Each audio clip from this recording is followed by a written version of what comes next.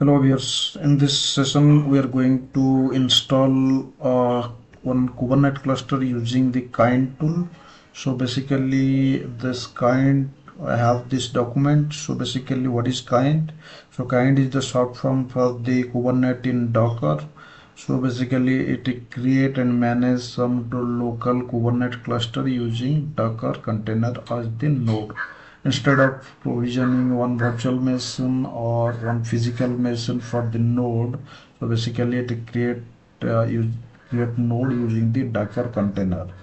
So basically this type of environment is required for your development, test some Kubernetes feature before we move to the production.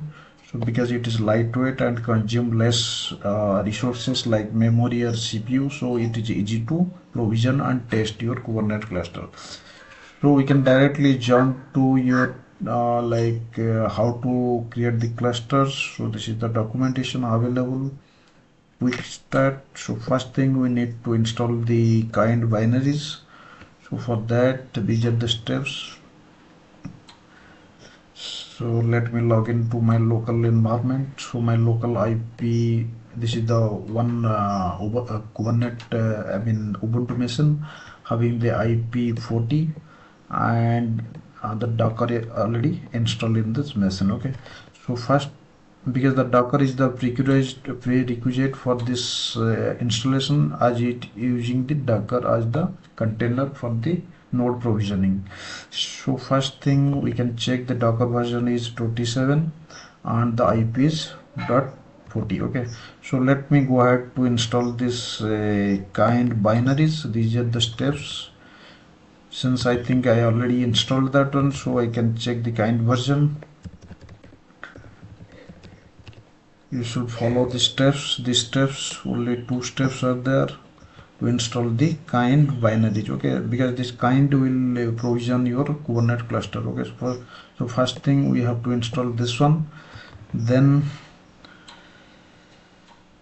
to provision the Kubernetes cluster, we have like all the configuration thing we can put in one YAML file. Then we can call that YAML file using the kind command. Okay, so I have that YAML file already created. Yeah, so this is the basic YAML file, and this one is actually the basic one, like how many number of control plane you want and how many number of worker node one you want. Okay, so in this case it is like 2 worker node and single control plane node. Okay, and if you put if you leave the image field, this is the image field. Okay, if you leave the image field as blank, so definitely it will pick the latest image of Kubernetes. So from where you can find the latest image, this is the release phase. You can find the latest version of Kubernetes available in the repo, that is the 1.33.1. okay, so I want to pick a certain version of Kubernetes, that is 1.31.0. so that's why I put the number, image number. You can see this is the optional field. Okay, here I put the image like a Kubernetes image, that is 1.31.0. okay, so you can get from here. This is 1.32. 1.30. basically you want to pick that image number only. Okay, so this is the image. Okay, and that's the SAV value. You can take that one and put it here. Okay, so similarly for worker node you can put the same image or different image, it's fine, no problem. So then we can go ahead to create the kind cluster using this command. This is the command to create the Kubernetes cluster. You need to put your YAML file. Okay, so in this case my YAML file is this one. Then and I want to provision like a single master node and single worker node. Okay, this is a multi-node cluster. It will take around 1 minute or something. Then after the cluster is ready, then we can check the cluster name. So you can see the cluster name is C1 we provided, so automatically it will provision the cluster with name C1. Okay, and you can see here the IP address I provided, API server IP address, that is my host only IP address, and port number as the default, that is 6443. if you want to change the port number, then you can change here. Okay, you can create multiple number of cluster here by changing the port number. Okay, if you want to provision another cluster also, then you can change the port number, keep the same IP address, but change the port number like 6445 or something. Okay, but we are going go with single node, single Kubernetes cluster, like one master node, one worker node. Okay, now the worker node is joining to the cluster. Now the cluster is ready. Then you can in the message you can it is showing like this message. You need to load the context.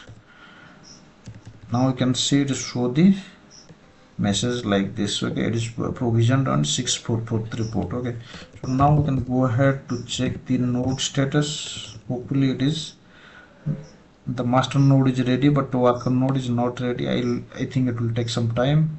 We can keep on checking. Now the node is ready, and in this case some additional step you can follow. You can remove the taint of your master node using this command, so that the scheduler will allow the pod on the master node itself.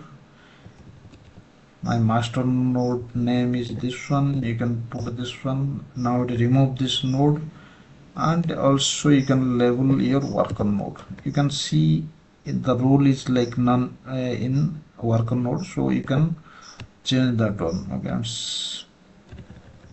my worker node name is this one.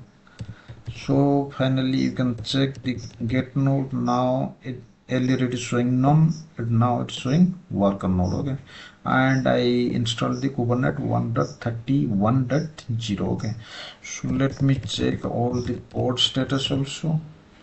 All pod also has ready state. Let me deploy one simple application.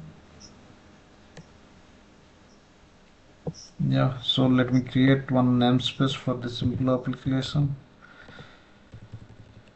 So get namespace, hopefully it is created. One namespace dev is created. Then I'm going to create one simple application to show you like whether we are able to deploy the application or not. Then we can check the pod and service status there. Get all, you can see one pod is running and one service also provisioned, because we created one pod using nginx image, and after that we exposed that using port 80. Okay, so the pod is getting created. We can keep on checking. It's getting created, but we cannot access this service right now. Okay, there is some issue with this kind Kubernetes cluster, so that we need to expose using some extra port mapping configuration is there. We will cover that in the next video. Okay, just I want to deploy this application only. So the node, now the node is ready, and the service also is created. Service port is 80, but we cannot access that service. Okay, I will tell you in the next video how to access this using node port. Okay, so that's it for this today. We'll see you in next video. Thank you guys.